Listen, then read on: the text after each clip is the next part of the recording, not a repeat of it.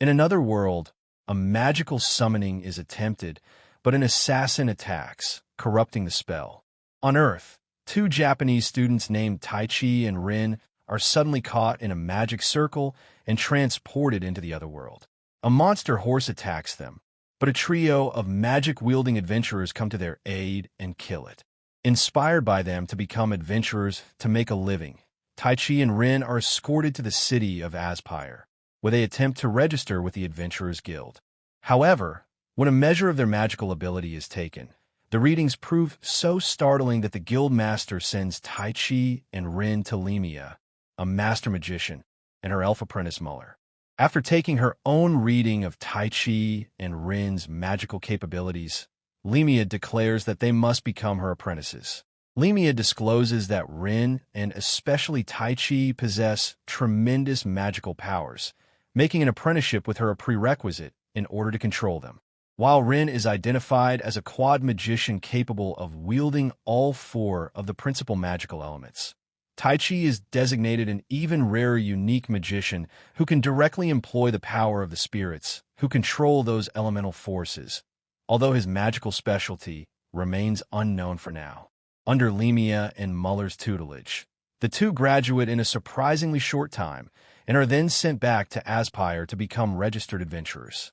But all the while, Taichi keeps hearing a fleeting voice speaking to him every now and then.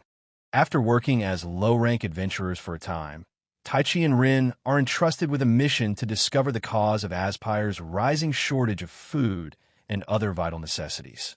In the bar they are assigned to investigate, it just turns out that the patrons merely skimmed their food from a caravan, which was already raided. But on their way back, Taichi and Rin are attacked by a trio of female assassins, overpowering one and driving the others into flight. They take their captive to the guild, where she is made an offer for her freedom. The next day, Muller takes them to the countryside to check on a delay of fruit deliveries related to the economic shortage. They end up fighting several monsters, but they quickly begin to suspect Kasim, one of the fruit farmers they met, to be in league with the actual thieves. Taichi, Rin, and Muller find and overpower a gang of thugs raiding the orchards, and then confront Kasim with their suspicions. Cornered, Kasim admits that he orchestrated the raids, and he and his partner Grammy attack the three. To defeat Taichi, Kasim summons a frost elemental and augments it with his crimson pact magic, making it virtually unbeatable. But when he threatens to harm Rin and Muller, a wind spirit called Ariel, whose voice has been addressing him all the time, offers to lend Taichi her power, which he accepts. His abilities vastly boosted by Ariel, Taichi destroys the elemental and severs Kasim's arm as he and Grammy make their escape. But the power he expends takes a toll on him, and he collapses into unconsciousness. A young woman begins torturing someone for information, while a pair of young twin magicians feed a huge number of pods in a subterranean chamber with magical power. Taichi finds himself back in Lemia's hut, where Rin and Muller took him after his collapse. After learning of his battle with the Crimson Magicians, Lemia identifies Taichi's specialty as a summoner who can bond with elemental spirits and directly employ their vast powers. Returning to Aspire to rejoin Rin and Muller, Taichi encounters Anastasia, the assassin he and Rin captured, now a guild member investigating the cause of the food shortage. Teaming up, they infiltrate a manor in the city, which is suspected to be the center of this operation, only to discover a scheme to unleash an army of Crimson Pact-enhanced monsters on Aspire. In the meantime, Rin and Muller are lured into a trap by Kasim, Grammy, and another mysterious man who introduces him as the mastermind of the impeding invasion and challenges them to defy him. Rin and Muller return to the guild house and spread the alarm about the incoming incursion.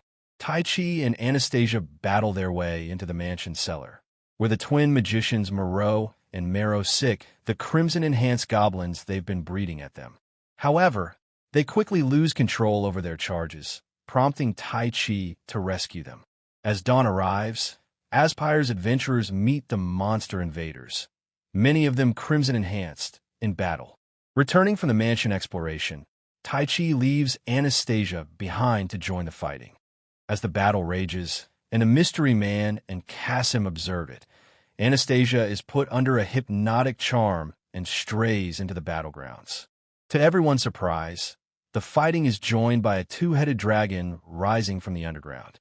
As Tai Chi prepares to engage the monster, Anastasia appears beside him and is mortally wounded by the dragon's breath attack.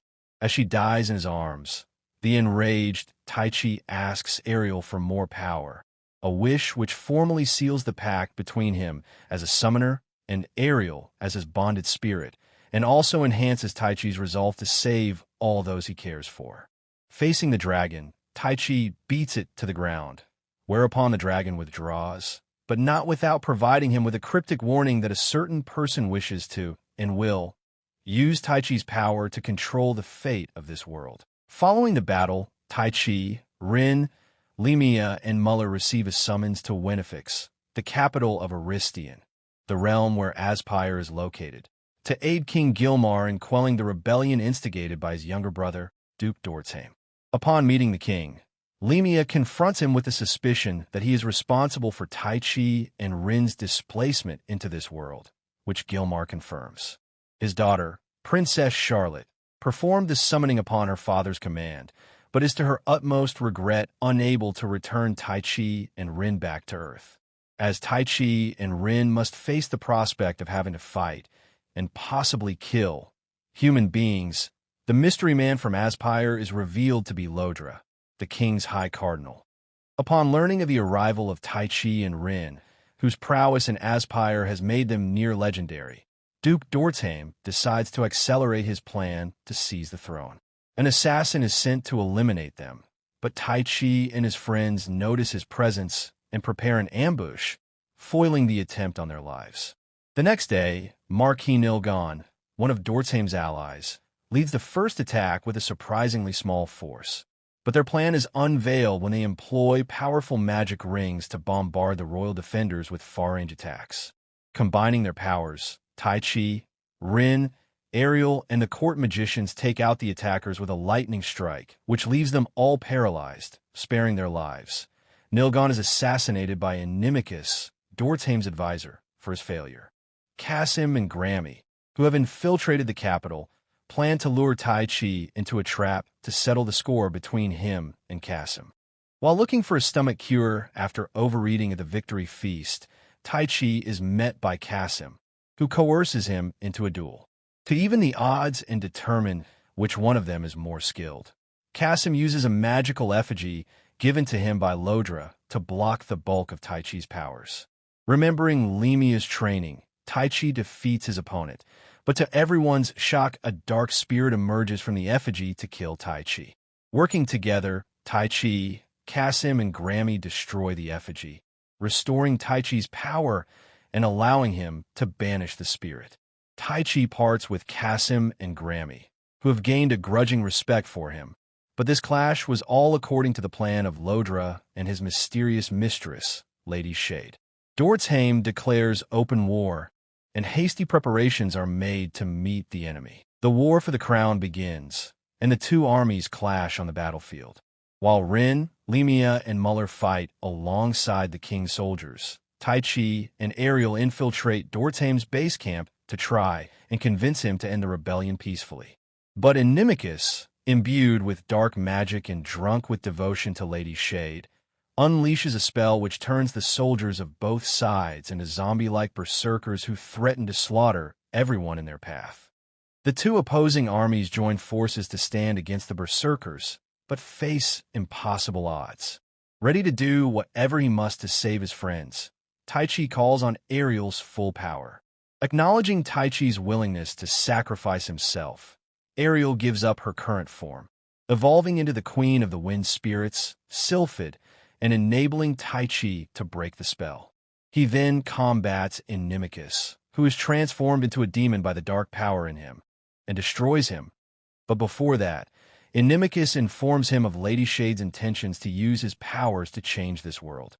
With the civil war ended, Dortsheim is executed for treason, while Tai Chi's group is amply rewarded for their service and return to Aspire's heroes. Despite Inimicus' foreshadowing of future conflict, Taichi strengthens his resolve to use his powers to protect his beloved friends.